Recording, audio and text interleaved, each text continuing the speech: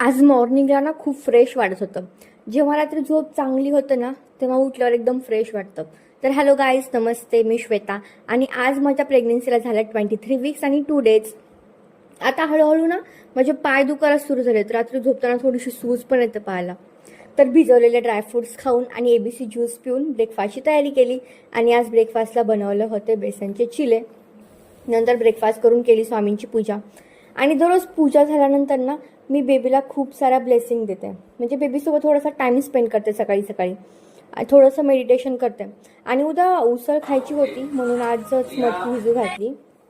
म्हणजे उद्या चांगले मोड येतील. आणि लंचला आज बनवलं होतं वरणातली फळं. आमच्याकडे वरणातली फळं म्हणतात, तुमच्याकडे काय म्हणतात त्याला कमेंट करून नक्की सांगा. नंतर खाल्ले फ्रूट्स. आणि मग ना ऑफिसचं काम संपून बाहेर थोडीशी वॉक केली. बाहेर काय गरम होत होतं यार. आणि आज डिनरला खाल्लं गवार आणि चपाती. तर जेवल्यानंतर केली थोडीशी वॉक आणि आज माझ्या 5000 स्टेप्स कंप्लीट झाल्या.